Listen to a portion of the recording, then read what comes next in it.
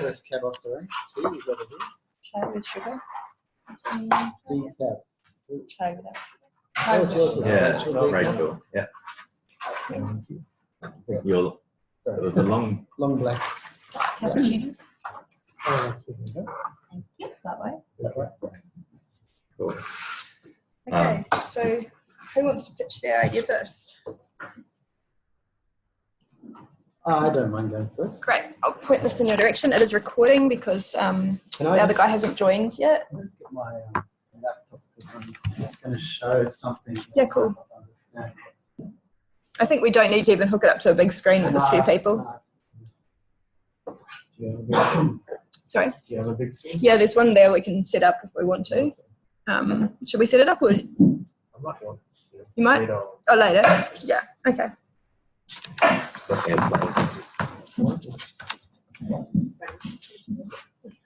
Okay, so essentially my issue, so I working with a community in the Northern Territory. It's about 400 k's southeast of Darwin, a place called Julpington. It's a community of about 300 people, and the language they speak there, the traditional language of that area is Mangara. If you've ever seen a film called We of the Never Never, then that's where it is. And it's, if you've watched that film, they speak Mangara in that film. And some of the old lady who's the only speaker now in the community sings in that film. Wow. So it's kind of interesting. So it's a language that there are two speakers that we know of, one of whom is not very well and is living up in Catherine, and then the other one who's still in the community. And in 1990, so the history of that, of kind of white people working with that community, also a lot of them were pastoralists working on the LC station. But in 1978, a linguist called Francesca Merlin, who's a bit of a legend up that way, went and lived there for a year and wrote down the grammar and dictionary. And so there's a really solid grammar, really solid dictionary, 3,000 entry dictionary, which is quite big for an Aboriginal language.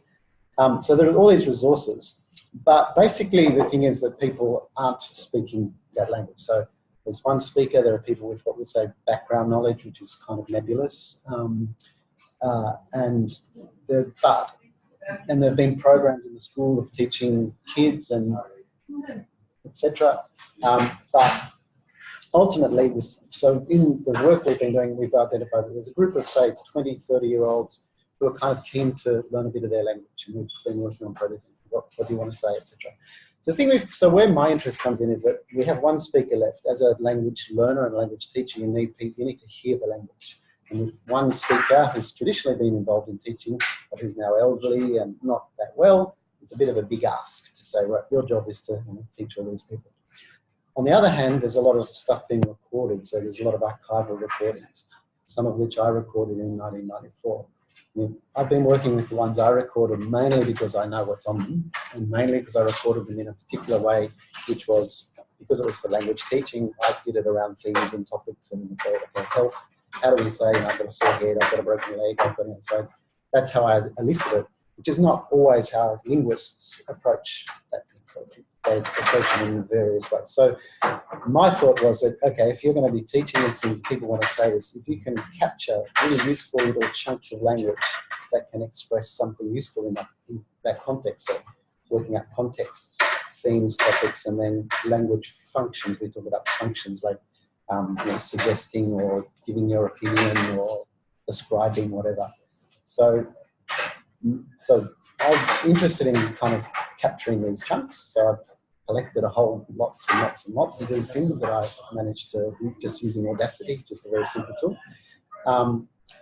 But if you're going to have lots of these things, you want to organize them in a certain way. So the framework that I sort of came up with involved theme, topic, subtopic, and then language function.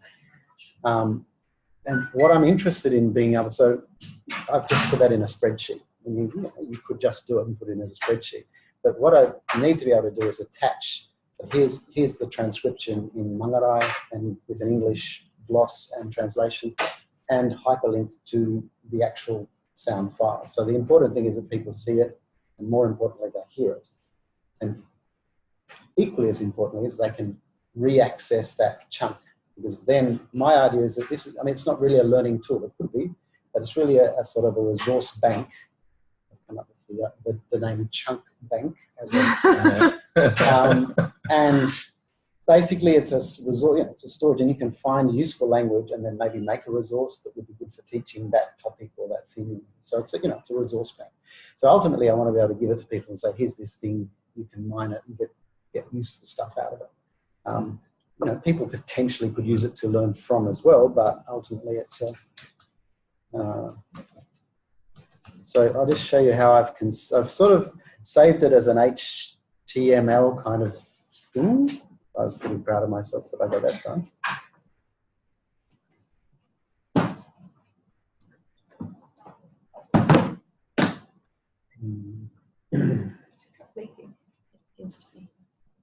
You can probably put it inside or put your copy into a...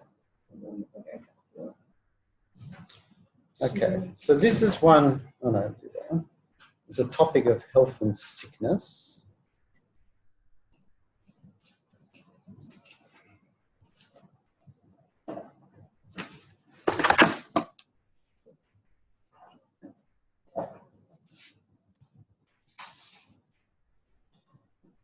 So it's really just set up like this.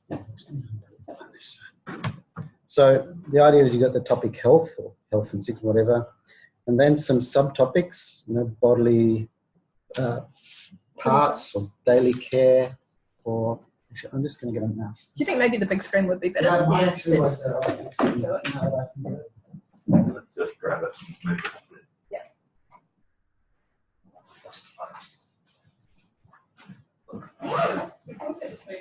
Yeah. Yeah.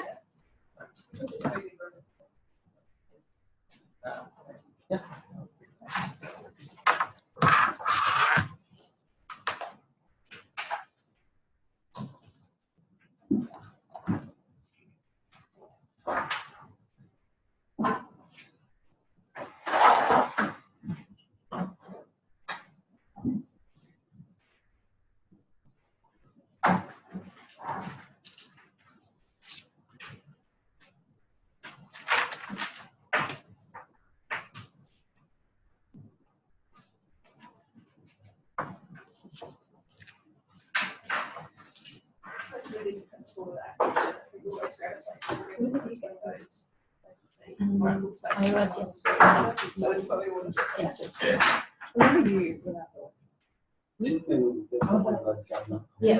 Yeah.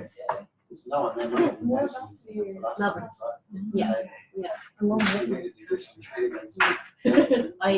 flight was meant to leave at 6, so that I'd be the workshop and then it was cancelled, and then my second one was delayed, so I didn't arrive at the workshop till 11.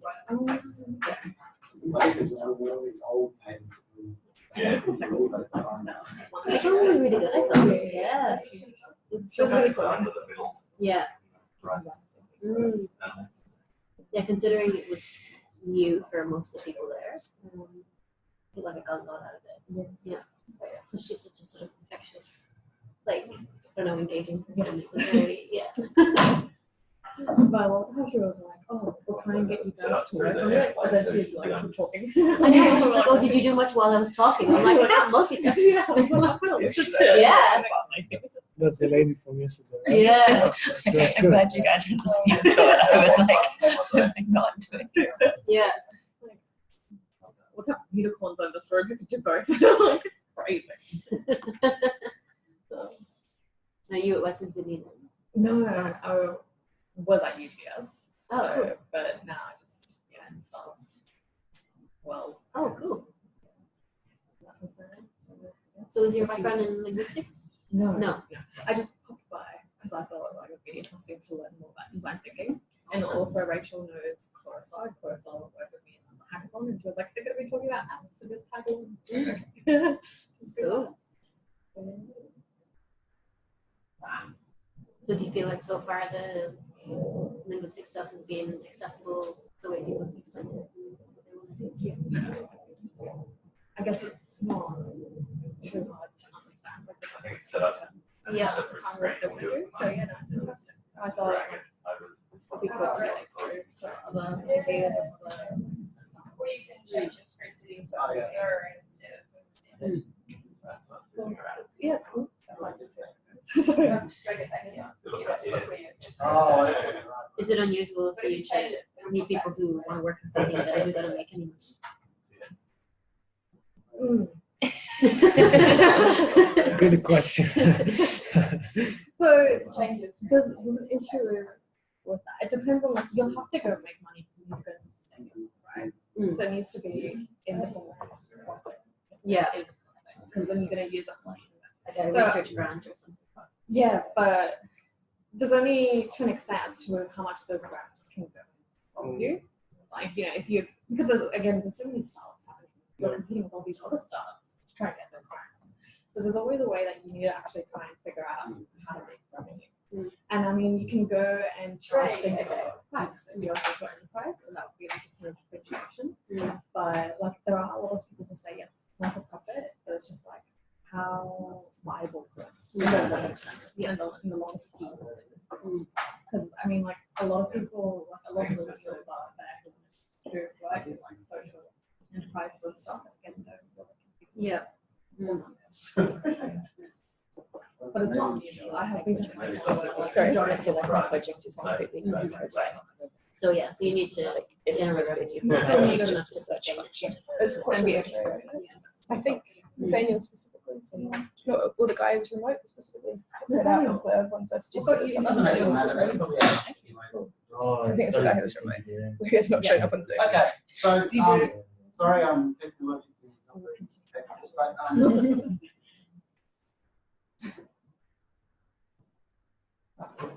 Sorry, how do you see I've got like more ideas. Presentations, Yes, I love when people give me something like that. It's so much easier to different kinds of that. Yeah.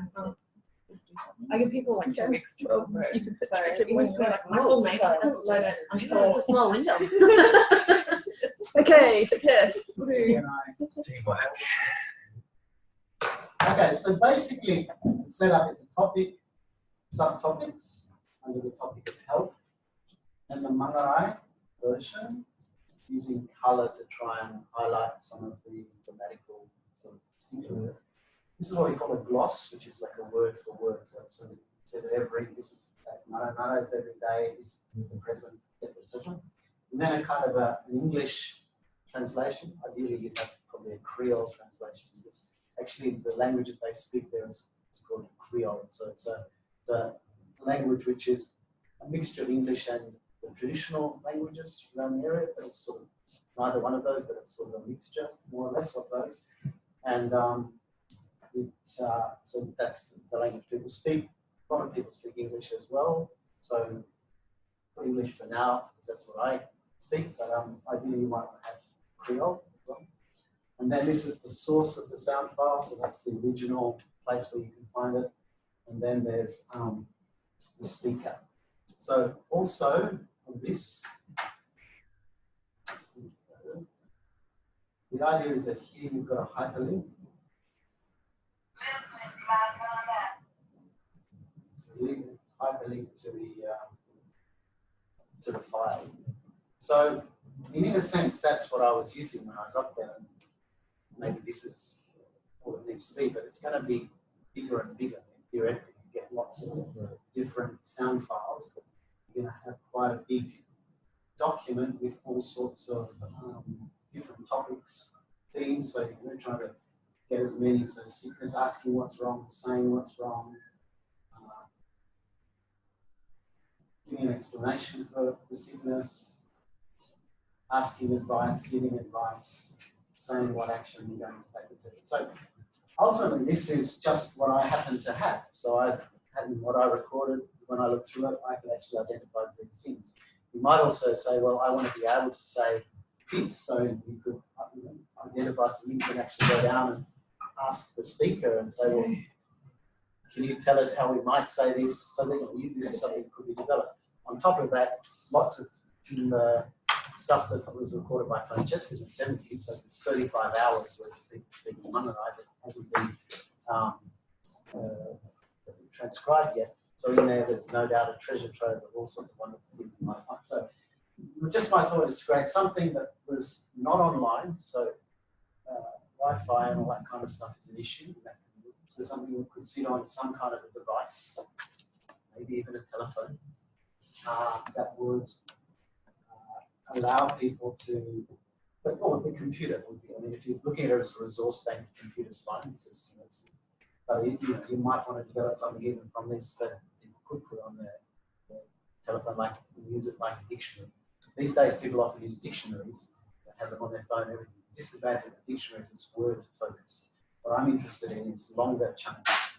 My thought is that if you learn 20 words, you can say 20 words. If you learn 20 little sentences, you can communicate potentially 20 words. So yeah, so that's the idea, is to try and create that into some sort of a where. So the thing about this is, you could put it into a PowerPoint, and all the files are in there, but you can't get them back out again. At least I don't know if you can easily get them out of PowerPoint. Put them in very easily, but they don't come out. So they're the things. So the important elements are that you have this organisation. So there are things available that are kind of dictionary things that allow you to organise along alphabetical order lines. But I haven't found anything that would allow me to have this level of organisation, and that's what interests me. And then linking to the sound files, potentially that's the difficult part in the sense of size. So if you have lots of, although they're only MP3s, if you have lots of them, that's going to be big. A lot of dictionaries, it seems to that I've seen, what they do is that they have the sound files up in the cloud. So you might have the dictionary on your device, but when you want the sound, it's got to go via the cloud, so you need Wi-Fi. So yeah, that's sort of what I'm interested in. I think, sorry, I was going to say, maybe we should save our questions till after all of them, or do you guys think we need to do questions now? That's fun. Easier. Okay. I guess the first question would be, what problem are you trying to solve? Yeah, the problem is that if you're going to, so the problem is I think these are valuable chunks of language for language teaching. So it's really about language learning, language teaching. And to me, why I want to collect these is I think they're valuable. But it's a question of storage. What do you do with this? You're going to go around chopping up language and putting it somewhere. How do you store it in a way that's going to be useful or accessible by people to do what they want to do? So generally speaking, accessibility, storage. Yeah. And you also mentioned implicitly, like there's a hierarchy or like this. That's the organizational framework. Yeah, I see this ultimately it's about an organization. That's the main thing. We call it, I sometimes refer to it as a framework. Framework's a dangerous word because it has all sorts of meanings. So I think organizational framework is probably the closest thing to what I'm thinking of. It's kind of a file management problem, really. Sort of, yeah. I think so, yeah. But it's got to have, I like having these features. So it's got to be, archivally speaking, it's got to identify the speaker. So you've got to know who it is speaking. That's hugely important to community members who's talking for all sorts of reasons. You've got to identify where it came from. So someone should be able to go back to the original sources. When you say, sorry, when you say where it came from, you mean? So the archival source, I've taken these all from archival recordings and sitting in iAccess. Right. Sorry. Yeah, so it's important for me. So this identifies that. So with this, you could go back to iAccess and say, I want to see this original document. You mentioned there are two people, speaker and so they are the speaker? No, well, some of them, but there's also other older speakers. So at that time, I particularly worked with a lady called Amy Biendyke, who's no longer with us. Luckily, in this community, it's not an issue. So in some communities, why it's really important to identify, some communities would say, well, I don't want to hear that or say, I can't listen to that for a period of time. This community is not the case like it. Someone's so, yeah, but it's still important that they know. What is important is people, if they know it's a family member or someone, from their family, that's huge. Like, okay, respect, So that will probably make them more likely to think this is a trustworthy source of language. So how about the issue I'm not sure about Aboriginal people, they don't like to see or hear deaf people? Yeah, so that's what I was saying. It's in some communities that's the case. It just happens in this community. It used to be the case, but it's changed. I've been to funerals there where they photograph of the person. I've shown photographs to older people and they're really happy. In fact, one thing, we were showing a video and I had no idea that the family around going, oh, great, come and see your brother who passed away, you know, like he died when he was quite young. It's quite a tragic death, actually, but they all were happy to see him. You know? So I was nearly ready to say, oh, I'm so sorry. And they went, no, we want to. So, yeah, so things have changed quite a lot. So I guess the other thing I picked up on was that contextual importance of hearing words in the context of a sentence, not just a dictionary. So Absolutely, more of a phrase book is. I'm not a linguist, that's so it, absolutely. Yeah, it's a phrase book. It's really based on the, you know, everyone with guidebooks, you know, these days you want to go and travel over to France, you can get a guidebook for the railway station, whatever. I mean, you know, that's not a new idea. I guess the two things here is that one is it's about hearing it, not just seeing it, often in those guidebooks. It's and the second thing is it's about probably a more extensive, you know, usually those guidebooks are fairly limited to sort of certain key contexts. Whereas we're probably, you know, I want to have a framework that if I find something useful, I can plug it in somewhere. So really maybe make it more extensive than you might do. So are those sound files generally there for the whole phrase? Yeah, so they represent what's written there. I'm thinking about the users as well. Remember we were saying that different users could access different points of the database, because I'm thinking I can't see the glosses very well, but I know that the kind of glosses that we do as linguists are not, like generally not comprehensible to non-linguists. Will have like, you know, like third sig PP for like passports and stuff. But you could maybe give that kind of gloss available to field workers or linguists who want those glosses because they take so much time to do. And then we could maybe have an easier gloss for people who just want to learn the language. But who that's a good point. Actually, interestingly, because when I took it up the last time, it was a couple of months ago, I didn't have any gloss there at all. I just had the translation.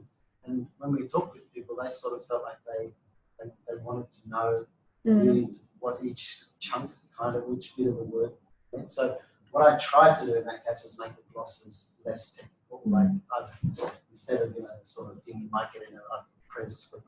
I mean, the reality is no matter how much you try and reduce technical language, you never succeed. Grammar, you know, I've made this Underwrite grammar, which was made for linguists and really quite hard to read. I turned it into a learner's grammar, and it's sweat and blood to try and make it, you know, accessible. But I recognise that it's not much more accessible. I mean, ultimately, if we go forward with this project this weekend, we'll spend some time scoping what's possible this weekend versus what's possible overall. But in the long term, I think with it, if you make it into an app or something, there's no problem with having two different views. Like you enter, you say I'm a researcher, or you say I'm a community member, and you get a different set of glosses depending, or a different, maybe don't get glosses, or you get something else, like you know, hover over a word and get the translation if you're a community member, something like that. So that's not a problem. It's not probably something we'd be able to do this weekend, but it's definitely something that'd be possible. But ultimately, does that seem like a difficult task or a silly task? I mean, I wonder would this work on something like Duolingo or some other existing language learning app? Not partly just because of this. You know, the things I've looked at, it's got a different sort of organisational setup. So really, the thing I'm most interested in. So for me, Duolingo is a language learning app. So what I see is as a resource storage. Out of this, you might make. So out of this, you might take things that you could plug into Duolingo. You know what I mean? So you might say, okay, we're going to take all of these ones on asking about sickness and health, and we're going to plug that into something like Duolingo. You see what I mean? So this is, to me, first a storage thing, essentially, from which community members will then have resources. So sensibly, if you're going to do it normally with, you know, another language like French or whatever, you'd say, I'm going to get a French speaker, they can record all the things I need, you know, exactly what I want them to say, and plug it in. So you don't necessarily need this. This is because you don't have access to those things. So really the problem that, like the higher level problem you're trying to solve is that people want to make language learning and language resource-based tools for this language, but the vast majority of people can't easily find audio files. That's basically it. And they can't find necessarily, once they find the audio files, find them for a specific category of usage. Yeah. So one of the other sources is that they can serve as models. So even if there are some community members who can re-speak, so there are people could read that and re-say it with pretty close, but they want to feel confident that it's right. So if they listen to Auntie Sheila saying it, and then practice, then they'd feel confident that I'm saying it the right way. So sometimes these old things are actually a bit scratchy. It's an old person speaking, so it's not as clear. They speak a bit fast, so it's not ideal in all sorts of ways. But it can serve as a valuable model for someone who re-speaks it to feel confident that they're, because a lot of them are really not afraid that they're worried they're going to do it wrong, and they're going to disrespect their language. Because if they go, okay, that's how I feel confident. I think it'd be really good for it to have a good search function as well. Like I'm thinking about, say, if you go into YouTube and you say, I want to hear someone speaking this language, you can generally find what you want, so that people can go in and search for what they want rather than having to scroll through the. That's absolutely right. No, yeah. You're right. And still thinking, so what would they? I'm not sure how even they might search that. Going to the doctor or. Yeah, that's right. Then you talking about weather. Yeah. So then all the things could come up and I could choose from it. Yeah, I think that's exactly right. That's what I'm interested in. So having this organisational framework, but B, someone being able to make their way through that in a way that's, because obviously when it's small, that's fine. I mean, I just gave it to people and we said, okay, you're going to create a dialogue, you're going to choose one from this category, one from that one, and people could do that, But if it's bigger and bigger and bigger, which potentially it could be, then it's going to be become unworkable. I think if we were to do the smallest amount of work today, what would it be? What would it look like, do you think? If we could just make something already just able to say this is not a dumb idea. That's quite good. To say yes, we could do something. It's already quite. That's really what I'm interested in. Is this something that you, as technical people, think is worth pursuing, or do you say, well, just chuck it in a database? Just leave it at that. That's fine. So, I think if we're going to go ahead and talk about this project and try and narrow down the scope of what we could do on it this weekend and talk about what specific features it would have and what it would look like, that's a separate conversation that happens after these pitching sessions. So if we're at the point where everyone around the table at least understands what Mark wants, then I think we move on to the next person. Is that all right? Yeah. Cool. And so what we'll do is we'll go through each of the projects and then once we understand what each of the projects involves, then we'll have a discussion about what's doable this weekend in terms of how many projects, given that we're so few people. And if we might end up, if all you really want from this weekend is a bit of feasibility discussion, then we could maybe do that in an hour and then move on to programming something else or whatever. So, cool. Thank you. Thank you. So, who wants to go next? Do you want to introduce yourself since you came in after everybody else? Hi, I'm Andrew. I'm mostly an observer here today, so I don't have the whole weekend, unfortunately. But I do a lot of stuff based out here in Western Sydney, and I am known as the Western Sydney guy on Sydney Startups. I'm the one who complains that we're putting all the investment into the city and not out here in Paris. See how I go without my computer.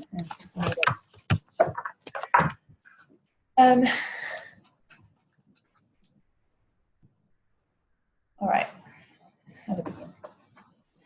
So, as I'm sure you're aware, there are a lot of migrants to Australia at the moment, and a lot of them take part in what's called the Adult Migrant English Program, which is a free 510 hours of English lessons that our government provides to migrants.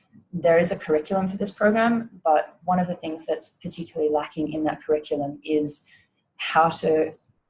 Australian culture. Not Australian culture in the sense of what is Anzac Day, when did white Australians first arrive in Australia, what is a convict? Not that kind of Australian culture, but Australian culture in the sense of how we interact with one another, what we value in interactions, what we value in people, what attitudes people have towards different kinds of things. And I do mean different kinds of things in the broadest possible sense.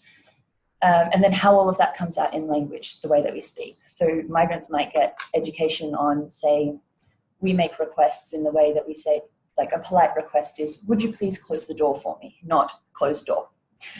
But they never really get any kind of information about why that's a correct way to make a request, except for it's polite, which is actually not very helpful when you think about it. So my PhD project is about creating a cultural dictionary of Australian English that contains all of this kind of information. So my PhD is teacher-facing. It's a resource for English language teachers. But what I'd really like to do is develop a student-facing app, a migrant-facing app, where they can access this kind of information outside of their classes and be able to use the app to help them interpret what's going on, or to help guide them when they are trying to express something but really struggling to be understood by, say, a native Australian speaker. So I have a marked up database in XML of the entries that I currently have for this dictionary.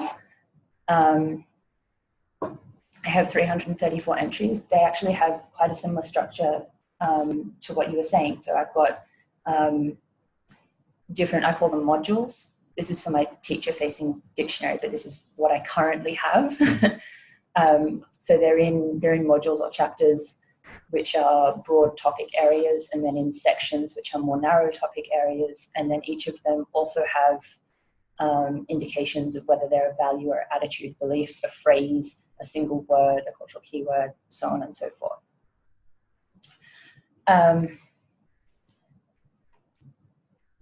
Some of the problems are that because these are values and attitudes, the actual way that they're all titled doesn't necessarily reflect how people think about them. For example, one of the biggest values in Anglo-Australia is the idea of personal autonomy, which is basically I do things because I want to do them. But the phrase personal autonomy is not really how anybody really thinks about it. But how do you then, so it has to be called something, but how do you then get people to be able to access that information? I don't really have an answer for that at this stage. So at its most basic level, really, it's a search function on a database is what I want. At more complex levels, I'd like to be able to add things like audio and video of people having conversations, discussions, that sort of thing. But also because I want it both for interpretation and production, there's kind of two different perspectives that I feel that migrants would really benefit from. And because I'm talking about these values, I'm not necessarily talking about the actual words that people say. There's a lot of crossover, a lot of interconnectivity between things that is really, really important to be able to build up the full picture of how people think and use language to express that. That's questions. In my mind, it's a little bit different than Mark's. That you're trying to tell a story about something. So personal autonomy, for example, you could probably find a phrase that demonstrates that regarding Australian culture. But if there was a conversation regarding that fact, it seems like you're trying to tell a story to the migrant, for example, about how personal autonomy works in Australia. Yeah, so a lot of the other resources that currently exist do it in that sense. So they have kind of, I haven't ever found anything that says Australians think personal autonomy is really important, or Australians think that doing things because they want to do them is really important, like even at that basic level. But what they do is tell stories. You know, John went to the shops and John's mother said to him, "You absolutely have to do this." And John said, "No, I don't want to," which kind of expresses the value of doing things because you want to do them, but it's never actually really brought out. Yeah. So the other kind of piece of information, I suppose, is that the way that all these entries have been written is using what's called reductive paraphrase. So it's using a really small set of language to describe these really complex ideas. And the reason behind doing that is because the explanations that I now have are cross-translatable to almost any language.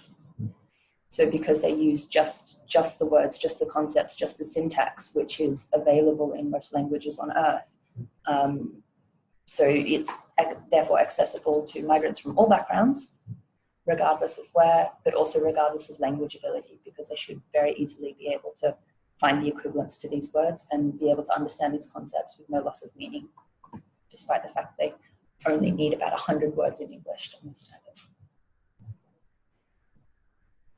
So, yeah.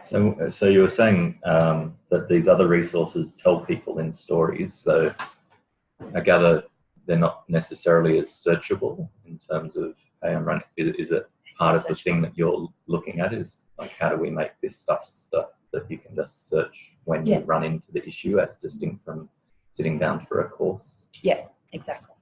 That's probably the biggest benefit. So I phrase it in terms of a dictionary, but I do mean dictionary in like a really broad sense. Like what people think of as an alphabetized list of words is not what I mean by dictionary. Well, you think you also, so just picking up on that, let's say someone comes across a pragmatic error. So an error, the sort of things you're talking about is where the next level of semantics is pragmatics, where you use language in a context. So you use the right words, everything's right, and somehow there's a miscommunication because Australians understand that if you say, for example, if you're sitting there saying, it's pretty cold in here and the window's open and blowing, you mean close the window, you know. And so that kind of misunderstanding, people go, didn't get that at all, you know, what's going on. So that's the kind of sort of thing. Yeah. So it might be you want it also. So if someone has that misunderstanding, they can go and say, that worked. Is it sort of that kind of thing? Yeah, but then like you searching, oh, it's cold in here, isn't going to return what you're looking for. Searching, I didn't understand what. Like, do they even realize that it was a request that they didn't understand? I think, one thing that helps is that you can maybe bridge you can maybe the next step after they already asked someone what the problem was. So like, for instance, Rob Malhammer comes to me the other day and he says, I'm having this fight with my wife and I don't understand why, and I think it's cultural. And so I said, well, what's happening? And he says, she keeps saying, do you want to take the rubbish out? And I keep saying, no. It's definitely cultural. And I'm like, she's asking you to take the rubbish out. He says, no, because if she wanted me to take the rubbish out, she'd say, Rob, take the rubbish out. And I'm like, no, she wouldn't. She's Australian. You can understand that Rob's German. But the thing is, at that point, what I said to him is, it's what Australians consider polite. And he's like, well, I don't understand this Australian concept of politeness. And that's the point where maybe your app can help, because they go to search they go to search for like politeness. And then they find a whole lot of information. They find a lot of information. Right. And how do I then narrow that down from just politeness? Because I have a category called politeness, or being polite, right?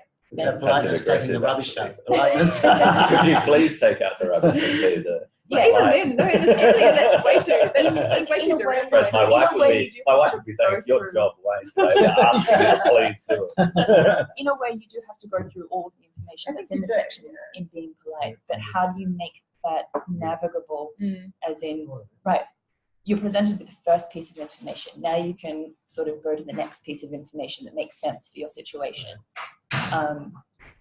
Hey, Jen. It sort of sounds like you're not looking for search per se, you're looking for hierarchy. Which is why it is kind of like... things ever, right? Human beings can't, they can't process more than 7 plus 2 minus 2 items at a time. But they're trying to sort of make it in a way where they can just sort of understand smaller bits at a time. Just trying to we're not trying to, I guess, deluge them or put them in a right of information, but just give them what they want at that certain time. Okay. That's part of the problem. So I think at this point we're maybe at the stage where the next questions to you are going to be about figuring out how it would actually work rather than about figuring out what you want. Is that right? So maybe we move on to the next pitch then at that point. I think I can. You would like to go next? There's an intersection between what my ask and Doreen said. I'm doing a PhD on homeless people, and one of the causes is domestic violence. I'm using design thinking, so persona map analysis. One of the persona map, a migrant woman with two children, recently separated from her husband and become homeless. And she got a problem connecting her children to education. I'm not sure about this information, but she doesn't want to be in public school because the student will be publicly listed and the husband would find out where the children are. So she's using remote education or remote tutoring. So my apps will look at find online tutoring and someone will tutor online, and that's connected to the children with the tutor, who could be a volunteer from the Smith family or Vinnie's, using the apps. And I think one of the major things for the children, they don't speak English, they have cultural barrier, they want to understand how the Australian society operate, what people speak, and another point with Richard's and your apps, if we make it interactive, I think there is a role for machine learning. So if someone is speak to, we don't have enough time to add more functionality. So I'm smiling because it's like such a stretch goal. But I think We don't have to do it, though, the machines will. I think there is a role when you speak to the apps, and then machine learning on the back end will work to see what the user requesting, and then I can see machine learning work, because there are many apps doing what I'm suggesting and all of suggesting. So how we make it different, how we make it more smarter. I think the interactivity part is. So yeah, my presentation is very short, but yeah. So just to see if I understood, your app is about connecting children to tutors, migrant children to tutors? Or Not necessarily only migrant children, but that's one of the segments. So it could be children of anyone in Australia who would like to connect to tutor. Like many people volunteer, especially students in uni, would like to do some volunteering teaching disadvantaged children, but they don't have they can't commute to the place, or there's issue finding shelter because the shelter itself is classified, the address. Yeah. So this app addresses all of these issues. And the tutoring would take place via the app. Yeah. Do you know if like any competitors? That's I don't think, no. There is face-to-face, but Yeah. there is no technology like making it online. Because simply we could connect them through Skype. But they've got to find each other first. Yeah, but they need to find each other. And there is, I conducted the literature, there is domestic violence, technology abuse in domestic violence. So you track the geolocation of the people. So we need to work on security, make it untraceable where the children are. Right. Now there's a similar app, well, sort of similar. I used to use this app called Hello 12, just if you wanted to learn another language, let's say, it worked like a social network. If I wanted to learn Japanese, I would see people trying to learn English that were Japanese, and they would post their stuff in broken English, and we look at their posts and go, oh, well, that's broken English, let me fix that for you. And similar, I would post something in, say, Japanese, and they would go, oh, that's not grammatically correct. This is what it should look like. And it's sort of like a, that sort of experience. Yeah.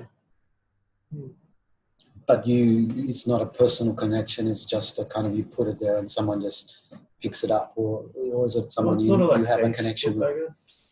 Yeah, it's sort of like Facebook. Okay. Post, photos. Okay. So you have a little group of people that your kind of community, and you. So it's more like a forum, kind of forum. You put a text, even if it's your photo there, but you could kind of like the whole community could respond to this, right? Pretty much. If you put something else there, it's there for everyone to see. For what I'm suggesting is more peer-to-peer. Yeah. So you have like more personalized level. So they feel disconnected. They really need to speak to someone local and kind of get the courage to speak. integrate. Have you thought of about the problem of that you're potentially setting up a network that could be used by paedophiles to groom children, particularly very vulnerable children? That's Have you got what- a solution for making sure that wouldn't happen? And it's traceable. That's one of the Well, things. that's They can find where they are. that helps. But I mean, if you're having interactions online, you don't need to actually be physically with a child to abuse them. I think criminal records, working with children, will be like kind of a filtering process. So you where only let people register if they have a working with children check. they only need like to put their working with children criminal records, and if we find them like they have any violation before, then you put them in. So not anyone. So not you anyone can't just could. register; you have to be approved. Yeah, Right. I know that there's something similar in terms of it's online tutoring for students who want to do well in maths, and it's online, and they have the whole video thing. So I guess like you can look at some aspects of that and try and set for your report and see as to what they did well and go from that.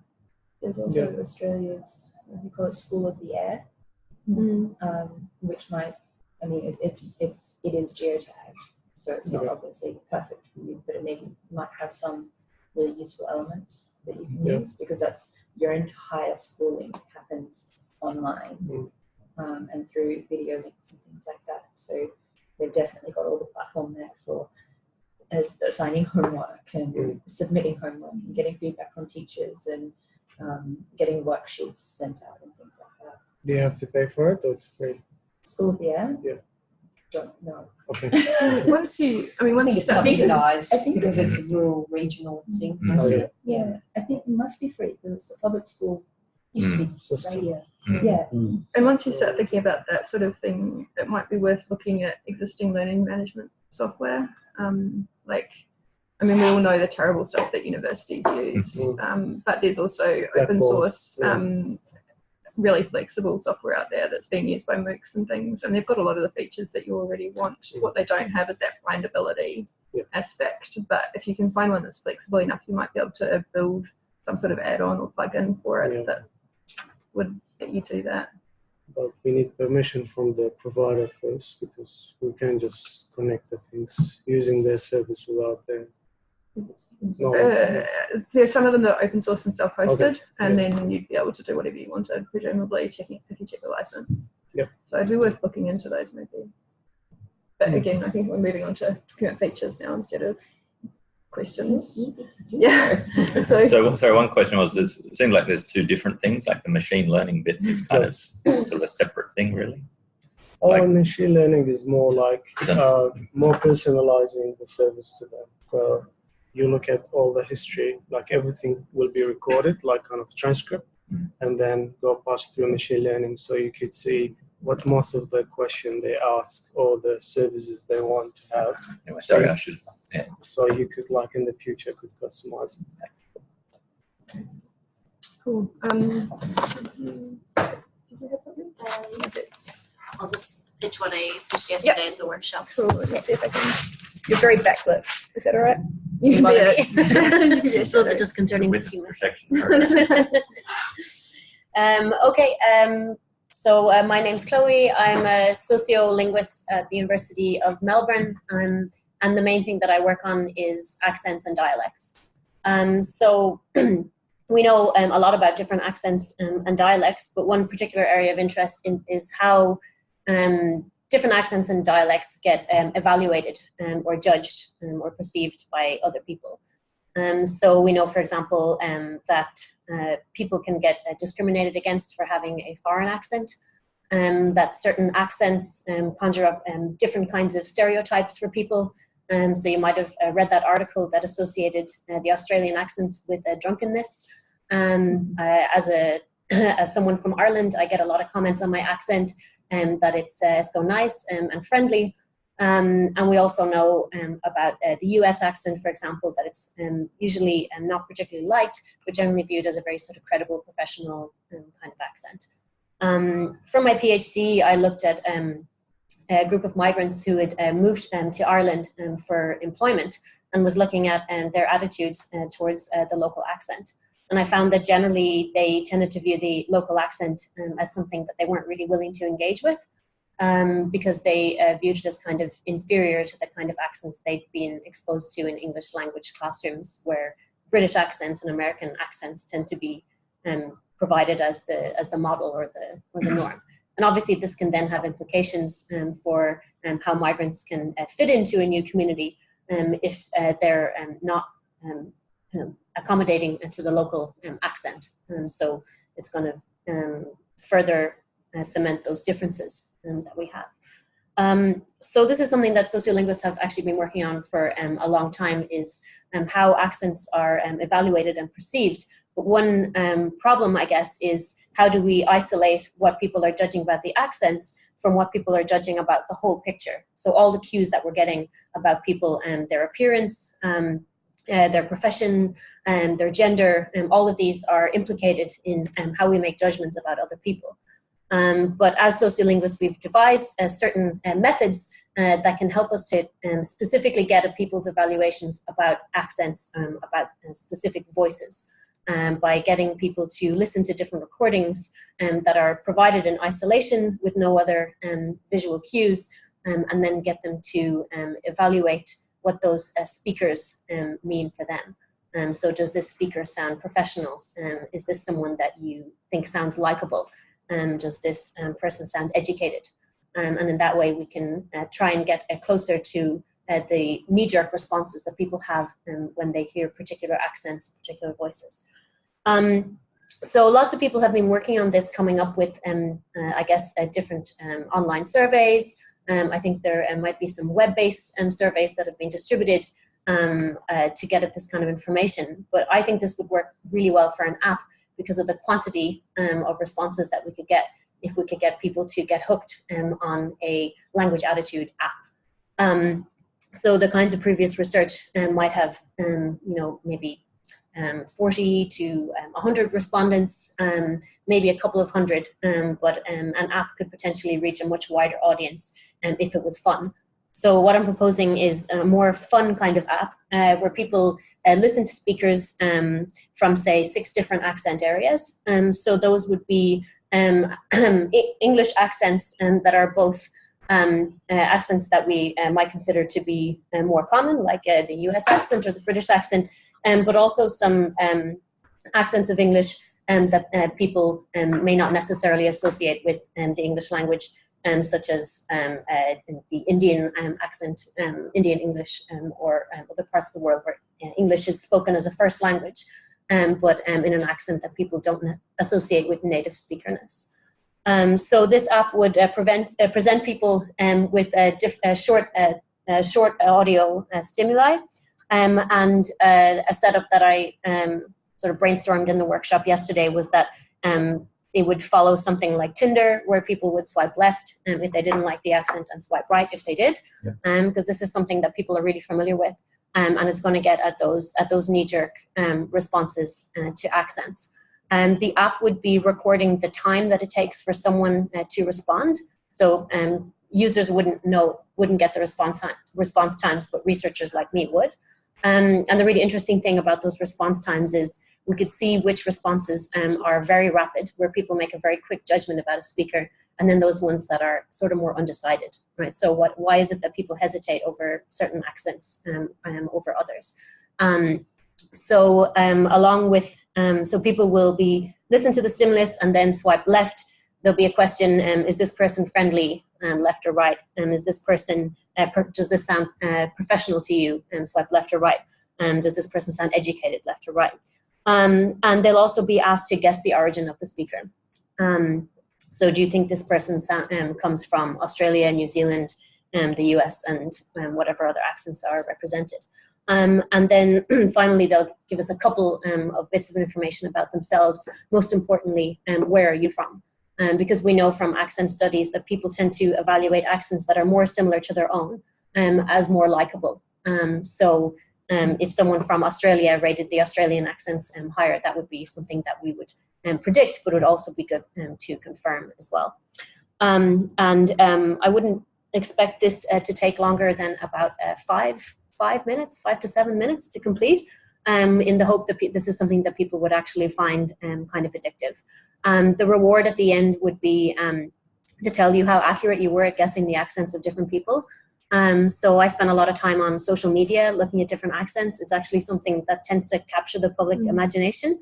And people really love stand-up comedians who can do accents well. And they like trying to guess where people are from. People are always trying to guess where I'm from. And I think it's something that people would get a kick out of if they were able to say, I got 80% of the responses right. What did you get? You should try it. And this is something that for myself as a researcher in language attitudes could give us really valuable information on a large scale about how attitudes are evaluated. While at the same time, I feel like this is something that is pretty feasible and something that people could get into. So that's it. Can I ask a question for clarification?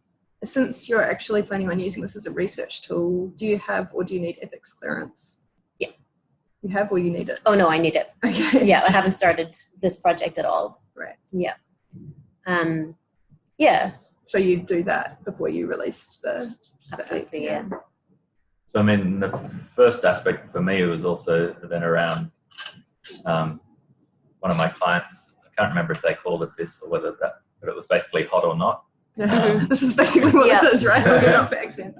But the cool thing would be for users to actually be able to submit their own voice recordings for different phrases, and so that that would actually help you generate more content. So it's like, okay, your accent is judged by people from these countries as hot or not. So it's like, okay, I'm booking my next trip to.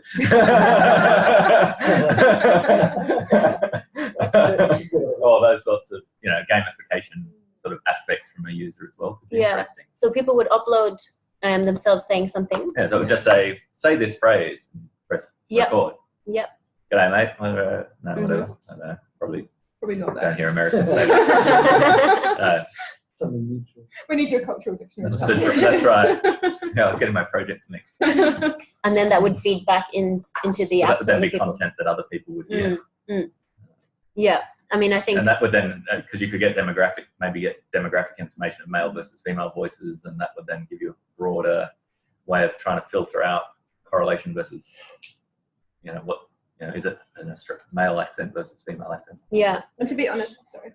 I was going to say, recording their own accent was something that I thought of when we were talking about, because you said they need to give you where they're from, which is true as well. But you could also get a recording of actually what their accent is, so you could map whose accents were closer and actually say, even though they're from Adelaide, they actually had a German accent, and therefore they rated these ones more strongly.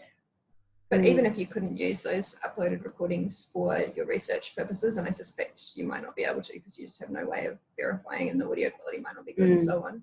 But even if you can't, even having those sprinkled in there, even if you have to discard them, if it makes it more fun for users, then it's probably worth considering. But again, this is a feature request. This is not a clarification request. Is it very similar to the Sydney Speaks kind of app?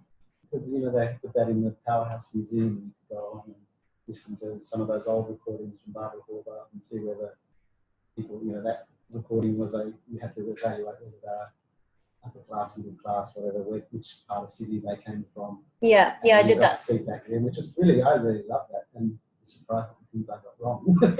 Yeah. So, like I said, it would be similar. I found that survey really difficult to do because I'm not from Sydney, because it was saying guess the postcode of this particular person. Yeah, I felt I can nail it. So Yeah. What surprised me was that actually I got something wrong. Yeah. Which was that would be an accent from this part of Sydney or something like that. So you have these ideas. Yeah, and I think putting it in the museum was a good idea. But I guess I'm thinking as an app with the sort of swiping function, I think it would just maybe get more people. Yeah, and having less questions than the Sydney Speaks one.